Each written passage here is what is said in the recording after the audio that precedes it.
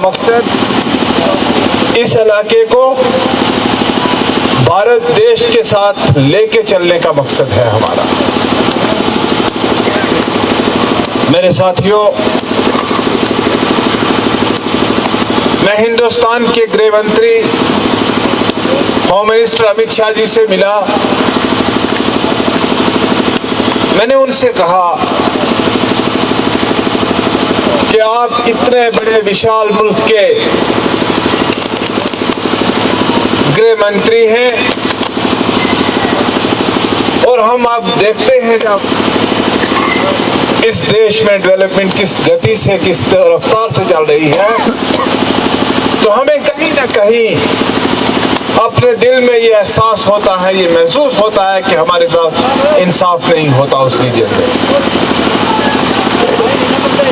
अब मेरे ख्याल से सियासत जज्बाती नारों की नहीं है, सियासत डेवलपमेंट की है। सियासत किसी को जन्नत में नहीं लेके जाएगी, सियासत आपको दुनियादारी के कामों के लिए। ये हमारे सामने पीर पंजाल है। इस पीर पंजाल से जो पानी कश्मीर वादी की तरफ जाता है, आप अगर जाके देखेंगे वहां आपको डेवलपमेंट दिखाई देगी।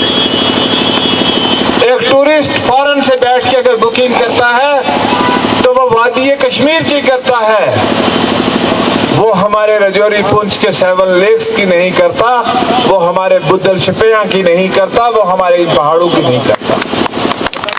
क्या खूबसूरती है। बहुत सारे लोग हैं जिन्होंने पहलगाम देखा होगा। मेरे कोटरंका में और पहलगाम में कोई फर्क जाहिर नहीं मुझे लगता। वहां भी लिदर का दरिया बहता है और यहाँ भी आनस का दरिया बहता है। लेकिन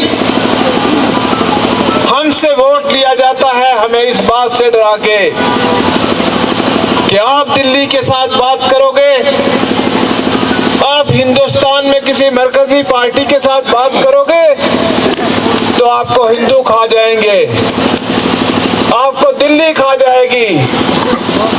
मुझे बहुत करीब से रह के दिल्ली के साथ भी और रियासत की सरकार में काम करने का मौका भी मिला। मैंने उन लोगों को दिल्ली दरबार में कहां बैठे हुए देखा है, मैं बात नहीं बता सकता हूं आपको, जो हमारे महफूज बनते हैं, जो ये कहते हैं कि हम आपको बचा सकते हैं। मैंने उनकी अपनी हैसियत को भी देखा हुआ है। तो मेरे भाइयों, अगर हमें जाना दिल्ली है तो हम श्रीनगर का रूट लेके दिल्ली क्यों जाए, हम डायरेक्ट दिल्ली क्यों ना जाएं। 70 साल तक, 70 बरस हमने कश्मीर का रूट अडॉप्ट करके रखा और आज भी हमारी गुर्बत और पसमानगी यहाँ पे नजर आती है। हमारा यहाँ का रहने वाला एक मजदूर मिडिल ईस्ट में जाके 50 डिग्री के टेम्परेचर में मजदूरी करके अपने बाल बच्चे का पेट पालता है। हमारा यहाँ का रहने वाला एक मजदूर माता वैष्णो देवी की पौड़ियों पे जाके 50 डिग्री के टेम्परेचर में पिट्ठू बन के काम करता है और वहां भी की नजरियतों का सामना करता है, ये मैं जानता हूं। क्या बात रही होगी कि हमारे लोगों को वो हक नहीं मिले। वो हक हमारे दिलों में डर रहा कि अगर हमने कोई ऐसा निर्णय लिया हमें बीजेपी खा जाएगी, हमें हिंदू खा जाएंगे। मैंने पिछले 6 साल से, जब से यहाँ सरकार नहीं, मैंने पिछले 6 साल से देखा कि अरे ये मोदी कार्ड जिसको कहते हैं, हेल्थ कार्ड जो मिलता है, क्या ये हिंदू के लिए मोदी भेजता है या मुसलमान के लिए भी है?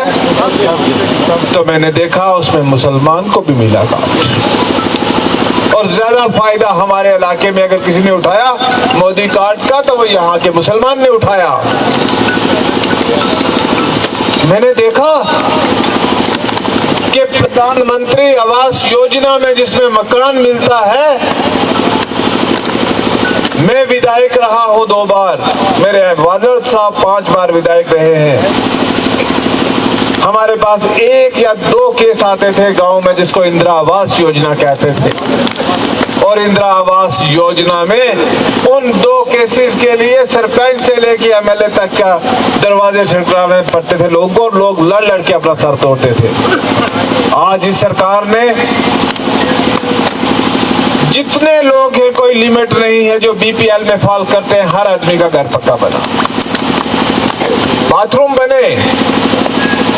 मैंने ये देखा कि ये प्रधानमंत्री आवास योजना हिंदुओं के लिए या मुसलमानों के लिए भी है, तो मैंने देखा उसका लाभ तो मुसलमान को भी ले रहा, उसका फायदा जो बेचारा गरीब मुसलमान कभी घर नहीं बना पाया,